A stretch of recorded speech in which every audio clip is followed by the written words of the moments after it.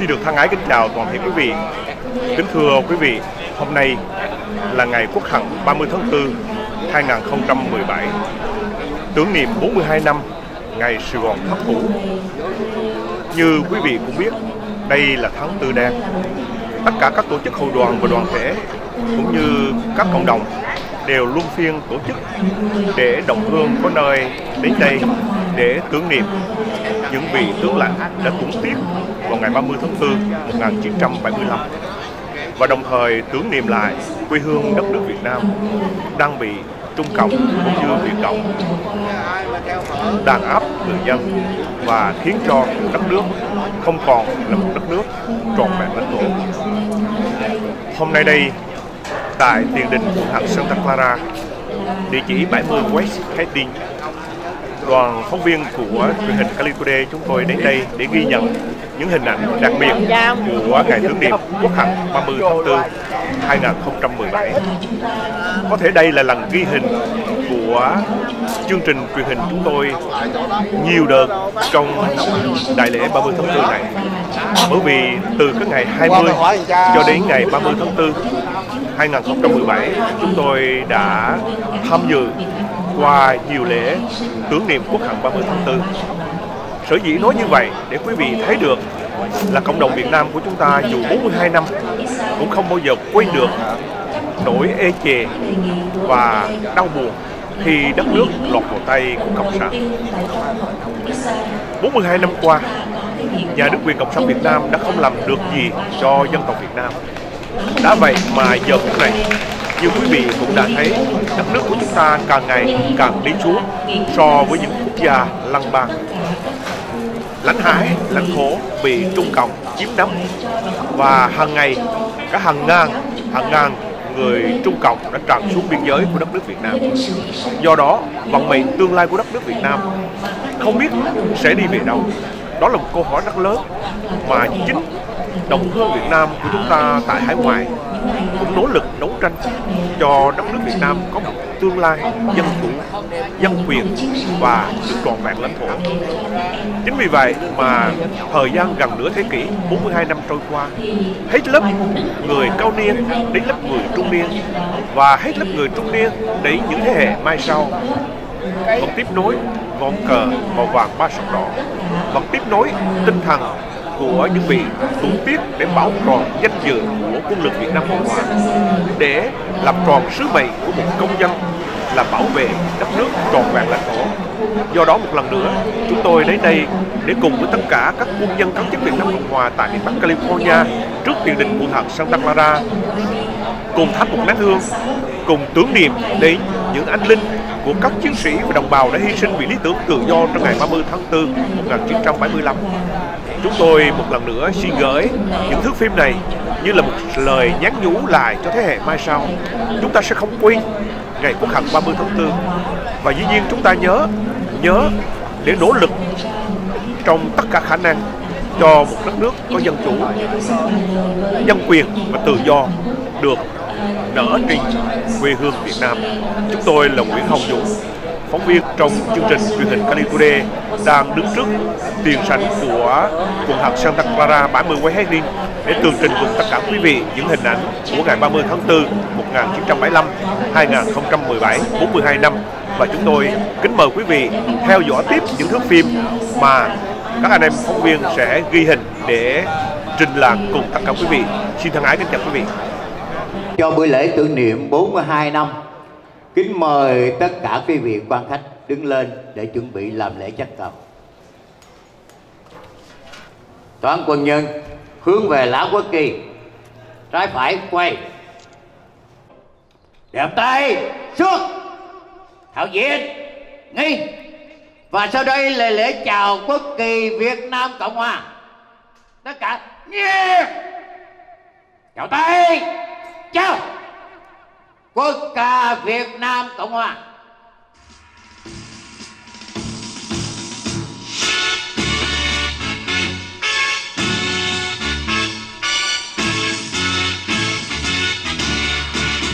Ngày công ra đời đứng lên đáp lời sông núi, đồng lòng cùng đi hy sinh kiếm gì thơ sâu vì tương lai. làm sao cho núi sông từ nay luôn vững bền, dù cho thay phơi trên đường giao thu nương lấy máu đào đem bao, nói rằng nước biên phải cần giải quyết tấn công dân ta cố rèn tâm trí hùng tráng biết thi đấu làm cho đất đời vang tiếng người nước Nam cho đến muôn đời.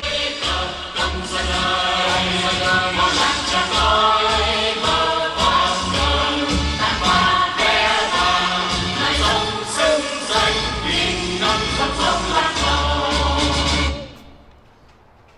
Kèm tay xuống, thao diện nghỉ. Kính thưa quý vị, và sau đây là một phút mặc niệm để tưởng nhớ những giờ phút cuối cùng của Việt Nam Cộng Hòa, những đồng bào, quân dân cán chính và nhất là sự tuấn tiết của các vị tướng lãnh Việt Nam Cộng Hòa trong những ngày cuối cùng. tất cả quân nhân chú ý nghe. Phút mặc niệm bắt đầu.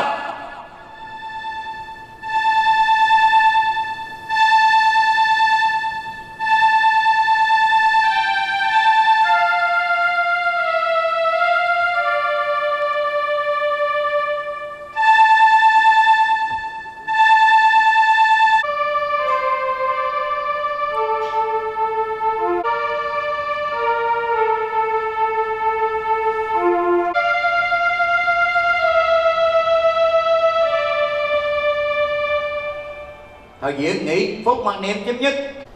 Kính thưa quý vị, để tiếp tục chương trình, chúng tôi xin giới thiệu đến tất cả quý vị những quan khách có mặt trong ngày hôm nay. Là Cố vấn Liên trưởng Sĩ quan Dự bị ông Phan Quang Nghiệp, Tổng thư ký Hội đồng đại diện tổng tập thể chiến sĩ Việt Nam Cộng Hòa, Cố vấn Liên trưởng Sĩ quan Dự bị Đại úy Nguyễn Quang Tân, Phó Chủ tịch và các chiến hữu Liên trưởng Sĩ quan Dự bị Quân lực Việt Nam Cộng Hòa, ông Trần Ngãi, lực lượng đặc biệt, ông Mạc Văn Thuận, Đảng Cộng Hòa quận hạt Santa Clara, ông Nguyễn Thiếu Nhẫn, Chủ tịch Văn bút Hải ngoại Tây Bắc Hoa Kỳ, bà Nguyễn Minh Tâm, Hội trưởng Hội Tương trợ Lạc Việt, giáo sư Nguyễn Châu, Di sản Việt, ông Là một số Nguyễn Trung, nhà kỹ thuật và nhà báo Trường Kỳ. Một số quý vị quan khách tham dự với chúng ta hôm nay.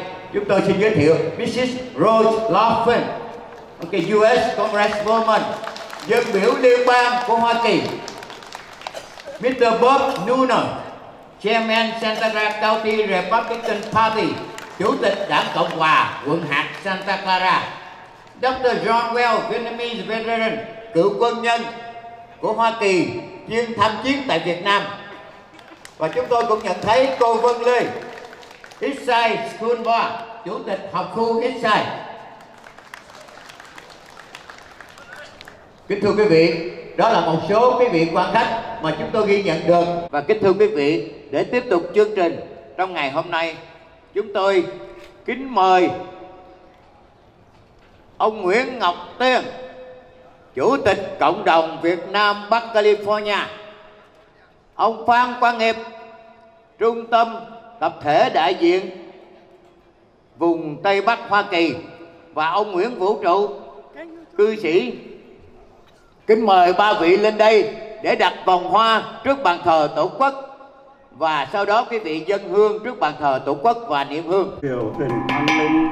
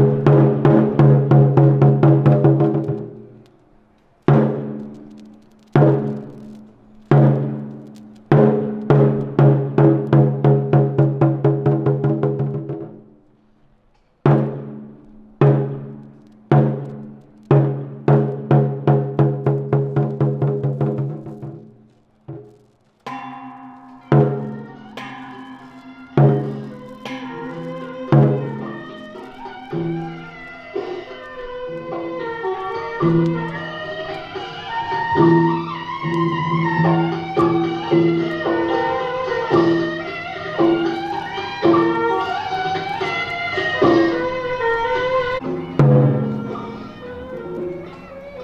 nay, ngày 30 tháng 4 năm 2017, người Việt quốc gia thành người Mông Quốc mang hận nước tìm đường tị nạn.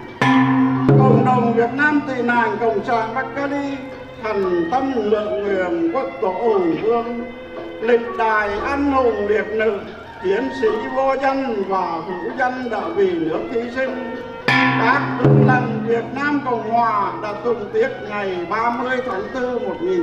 Xin hãy về đây chứng giám lòng thành. Xin hộ phù cho Việt Nam sớm thoát ách cộng sản bảo tàng. Thời ơi, 42 năm trời hận chẳng nguôi, bởi đất nước Việt vẫn trong vòng tăm tối. Này chân cho trung cầu, tàn tốc lần than khắp mọi nơi, khổ mất đất, mất nhà, mất cả tương lai. Biển sông cá chết, núi rừng xác xơ, miền Trung bốn tỉnh vật vờ, môi trường nhiễm độc bây giờ lao đao. Đất đấu đòi quyền đất đai, công an quan chức cái sai. Việt thủy nguyện giải thể cộng đảng xây nền quốc gia, làm cho rạng rỡ nước nhà giống nòi hồng lạc khoan ca từ cường.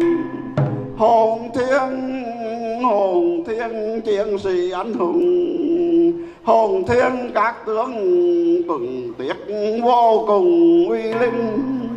Đồng bào tự nàng biển Đông, hồ phù đất nước thoát vòng Bắc xâm.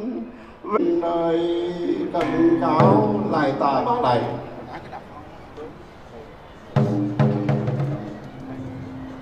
Truyền thống đã chấm dứt, xin kính mời quý vị an toàn. An toàn. Chúng tôi nhận thấy có ông Lê Văn Trục, Hội trưởng Hội Cảnh sát Quốc gia Bắc Cali, ông Trần Đức Túc, đại diện Hội Ái Hữu, cựu sinh viên quốc gia Học viện Cảnh sát Quốc gia Việt Nam. Và chúng tôi cũng nhận thấy có bác sĩ Nguyễn Trọng Nho, khóa 20 trường Võ bị Quốc gia Việt Nam. And I would like to introduce Mr. Rose, Mr. Dale Kotaji, Santa Clara County Supervisor. He is sponsor for event today. Thank you very much. And also Mrs. Sandy Cheve, okay, Santa Clara County Supervisor. Kính thưa quý vị, mời phần phát biểu của ông trưởng ban tổ chức. Kính mời ông Nguyễn Ngọc Tiên, Chủ tịch Cộng đồng Việt Nam Bắc California và cũng là trưởng ban tổ chức trong ngày hôm nay. Kính thưa quý vị quan khách, quý hội đoàn, đoàn thể và toàn thể quý đồng hương Việt Nam tị nạn Cộng sản miền Bắc California. Ngày 30 tháng 4 năm 2017 năm nay, đánh dấu 42 năm quê hương và dân tộc Việt Nam chúng ta chìm đắm dưới ách thống trị vô cùng hà khắc của ngụy quyền Hà Nội, nhà cầm quyền cộng sản ngu dốt, tham nhũng và độc tài toàn trị. 42 năm qua với nhiều dấu mốc thời gian xác nhận tội đồ ngụy quyền cộng sản Hà Nội đã từng bước bán đất dâng biển cho tàu cộng. Và cũng chỉ với 42 năm cầm quyền mà Cộng sản Hà Nội đã đưa dân tộc Việt Nam đến thảm cảnh cùng cực đen tối nhất. Đất nước Việt Nam đứng bên bờ vực thẳm diệt vong. Thời gian một đời người như bóng câu qua cửa sổ, thì 42 năm của lịch sử dân tộc chẳng là bao. Nhưng 42 năm cũng đã là cả một đời người. Hàng triệu gia đình đã ly tán. Và những trẻ thơ năm 1975 đến nay đã trưởng thành. Những quân nhân ngày nào còn lao mình trong lửa đạn cho Tổ quốc yên bình, cho người dân vui sống, đã nghẹn ngào buông súng khi ông Dương Văn Minh tuyên bố đầu hàng. 42 năm qua, nhiều người trong họ đã nằm xuống, Nhiều người còn đang sống lưu đày trên chính quê hương, hay họ là những người lính già xa quê hương với nỗi uất nghẹn vẫn âm ỉ ngày đêm, với những hình ảnh không bao giờ phai nhạt, những đau thương dai dẳng cả cuộc đời. Tháng tư đen, tháng tư u ám, tháng tư đau thương, tháng tư mất mát, tháng tư nhục nhằn mà là một người Việt Nam sẽ không bao giờ quên được. Hôm nay, những người Việt Nam tị nạn cộng sản cùng tưởng niệm ngày tang của dân tộc để tưởng nhớ vong linh những nạn nhân do cuộc chiến xâm lược của bọn cộng sản Bắc Việt gây ra, và những người không chấp nhận sống dưới chế độ cộng sản đã bỏ mình trên đường vượt thoát sau ngày 30 tháng 4 75. Chúng ta, những con người vong quốc, vẫn kiên tâm nâng cao lá cờ vàng, chung sức kêu lên cùng thế giới cho quê hương thân yêu sớm thoát ách họa cộng nô, cho người dân Việt Nam sớm thấy ánh sáng huy hoàng của hai chữ tự do thật sự, cho con trẻ Việt Nam được hưởng một nền giáo dục đạo đức nhân bản, cho phụ nữ Việt Nam không còn bị rao bán xác thân ra ngoại quốc, cho thanh thiếu niên Việt Nam không còn sa đọa trong những vũng lầy nhơ nhuốc của cái gọi là thiên đường cộng sản, cho bọn tàu phải chui vào ống đồng để ra khỏi quê hương Việt Nam, cho toàn dân cất cao tiếng reo hò vang dội trang quốc sử như cha ông chúng ta đã 13 lần chiến thắng đuổi kẻ thù xâm lược Bắc phương, cho tiếng trống đồng vang dậy khắp non sông. Chúng ta cùng quyết tâm sẵn sàng đáp ứng và tiếp tay với đồng bào quốc nội đang bị sự tồn vong của đất nước, vì lẽ sống của chính mình mà sẵn sàng xả thân đứng lên. Những nhà máy, những xí nghiệp của Tàu Cộng đã bị đốt phá, Formosa bị xua đuổi, lòng dân đã chín mùi, toàn dân đã không còn sợ hãi, đang đồng lòng đứng lên. Đã đến lúc ngụy quyền Cộng sản Hà Nội phải trả lại quyền quyết định vận mạng của Tổ quốc và dân tộc cho toàn dân. Trân trọng kính chào quý vị. Cảm ơn ông Nguyễn Ngọc Tiên. Và để tiếp tục chương trình, chúng tôi muốn giới thiệu đến quý vị bà Rose Lawson, US Congressman, dân biểu liên bang của tiểu bang California. I would like to introduce Mr. Rose Lawson. Can you please give him a big hand? Thank you very much.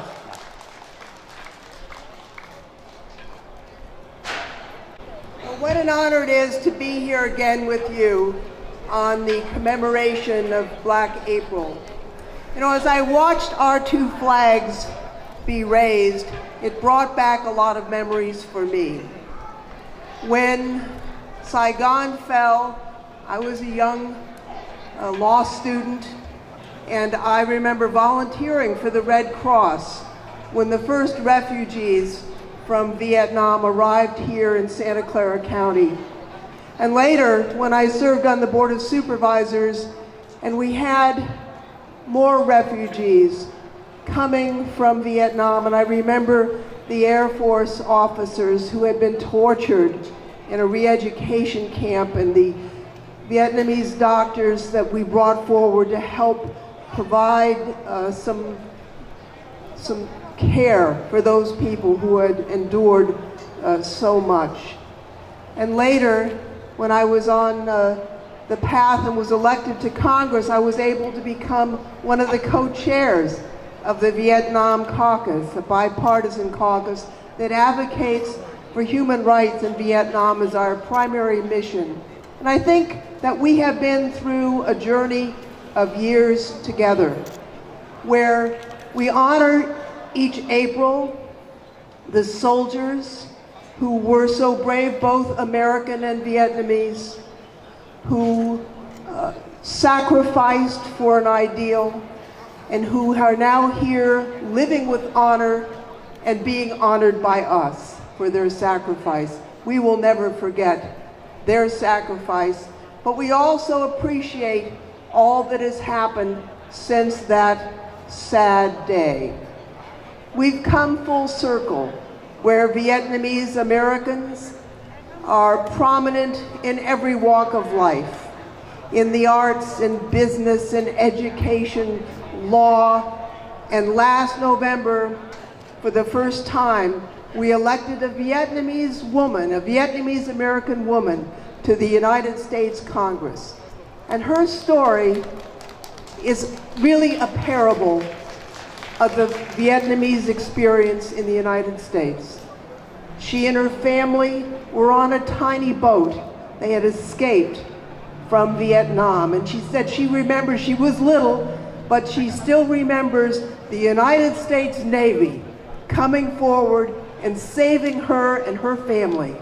And today, she is someone with a background in defense analysis, but she is a member of the United States Congress, and I think that says volumes about the Vietnamese community, but also about the United States of America. I would just like to close with this. I'll go back to Washington tomorrow morning, hoping that we can make sure that the new administration understands the stakes in Vietnam and understands that human rights must be a guiding light for all of our actions with Vietnam. And I'll go back also with this in my heart, pride and gratitude that I am able to represent all of you. Thank you very much. Thank you very much for Ms. Come from Washington. Kính thưa quý vị, bà dân biểu liên bang Roland Phân đến từ Washington và bà đã rất là vui mừng tham dự cái lễ kỷ niệm 42 năm của chúng ta, và bà cũng đã ngợi khen một người Việt Nam đã trở thành dân biểu liên bang đầu tiên. Đó là cái cô tên gì tôi không biết, nhưng mà ở tiểu bang Florida đã vừa rồi đắc cử dân biểu liên bang. Kính thưa quý vị, để tiếp tục chương trình, chúng tôi kính mời quý vị nghe phần phát biểu của ông Dale Cortese. He's a Santa Clara County Supervisor. I would like to introduce Mr. Dale Cortese. Quý vị cho ông Dale một tràng pháo tay. Ông là người đã support cho chúng ta trong tất cả những chương trình tổ chức.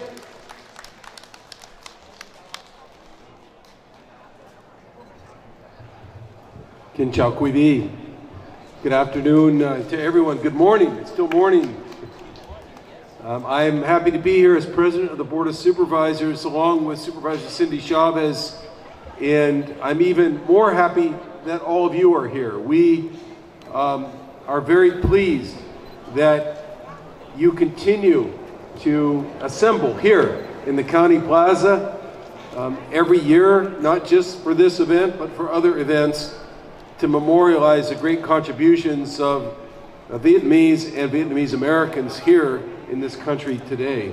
I want to thank Mr. Tien for his leadership of the organization, and I do need to thank David Mack for always remembering to reach out to me and my office and Supervisor Chavez's office to make sure that we're welcome here and we're involved and we get an opportunity to help you sponsor the event.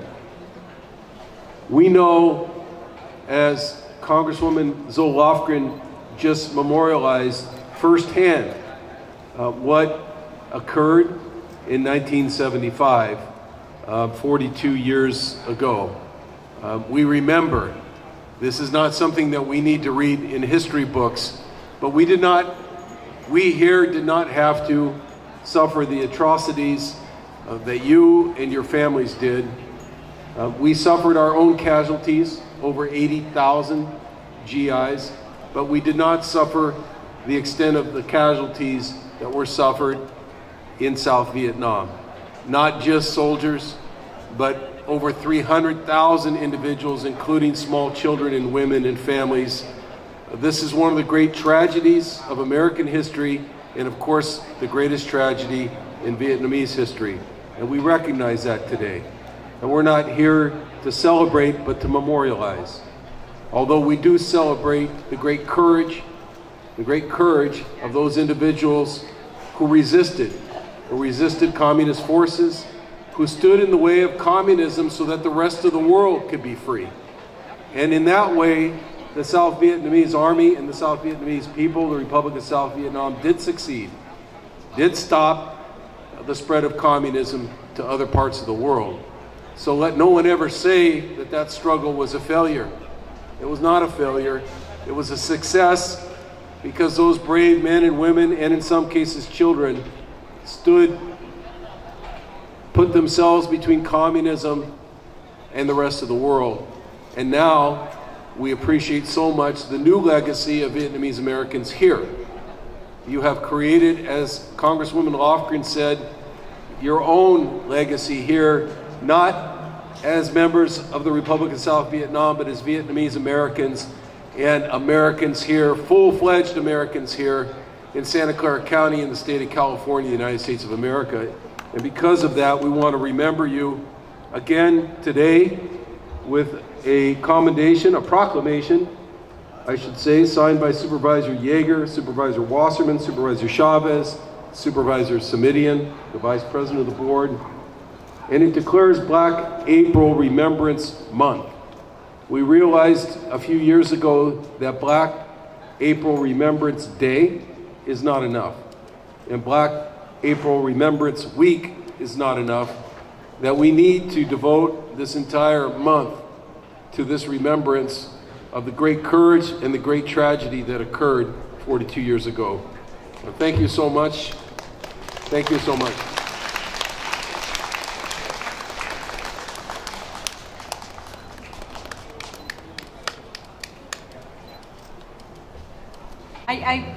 President Cortese said it better than I ever could, except I just want to share my gratitude for continuing to invite us to participate in this commemoration. We solemnly stand with you and your families and look forward to our continued friendship here in this country. And the fight for human rights you have made more real, more touching, more urgent than I can think of any other community in the United States doing. So thank you for that. Thank you, Mr. Dale Cortese and Cindy Chavez. Kính thưa quý vị, như quý vị đã nghe nói đó, là ông Dale Cortese, ông nói cái tháng tư đen một tuần không đủ, mà chúng ta phải cả một cái tháng tư đen, quý vị. Cho một tràng pháo tay để chúng ta cổ vũ tinh thần ông Dale Cortese đã ủng hộ cho chúng ta vào tháng tư đen. Quý vị cho ông một tràng pháo tay. We are very thank you for your being here for this session.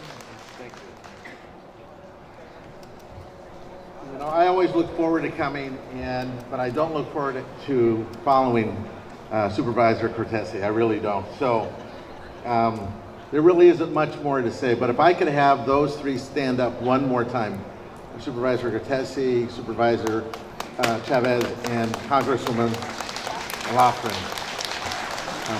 You don't know how lucky we are to have them representing us. I may be chairman of the Republican Party in Santa Clara County. But if you go back in my family, you just have to go back one generation, you will find that I have uncles and aunts that came here, some that were born here and some that were not. And so the fight that we all fight, really you fight those for me. All of you do. And the Republican Party is glad to stand here and have partners with the Democratic Party here, Bill James, and all of you. And though we're here celebrating the things going forward, I know that in Milpitas, where I'm on the City Council, we have two Vietnamese, a mayor and a City Council person there. And if you look at the composition of that City Council, we reflect this community. And it's important for us to know that if it weren't for persons like those sitting right there, that would not be possible. So we're thankful that you invite us.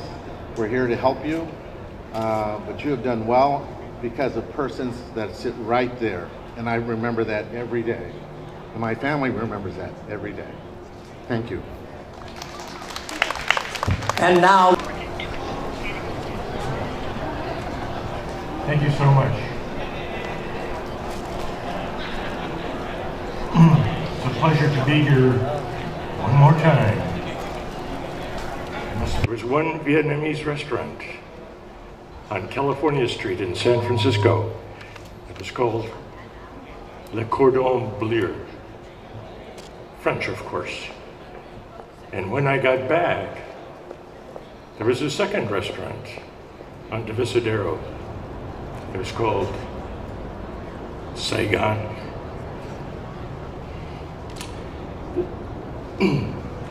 What I'm wearing today is not a replica. It is not surplus. I wore this in Vietnam.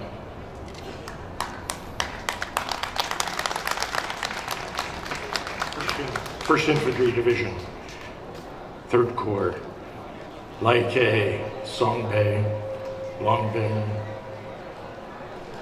If you've ever seen the movie MASH, or if you've ever seen the TV series MASH, you'll see that there is sort of a replica of the kinds of hospitals that we used to use, the blow-up hospitals. But at the beginning, you would see 2 helicopters. What you never saw was who put people on those helicopters. There's guys like me. You never saw them. Just like you didn't really ever see a lot of people from Vietnam or Korea or wherever.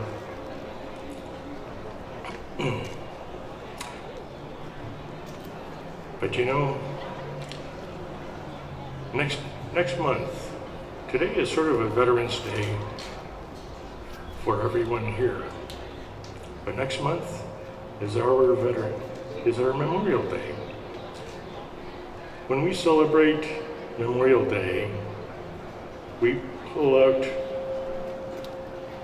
poppies, red poppies. The California state flower is a poppy, but it's the California golden poppy. Red has a special significance to us.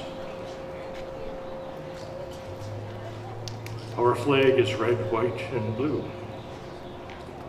The blue is for fidelity, for truthfulness of purpose, for our basic beliefs of life, liberty, and the pursuit of happiness. And the white is for our purity of thought, that we need to be truthful to our ideals. The red tells us freedom is not free. Freedom depends on our bravery and our blood.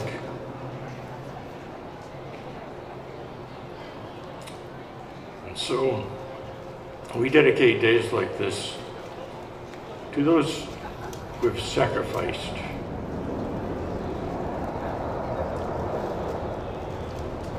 with our belief and our blood. And therefore, I would say, God bless us all. God bless America.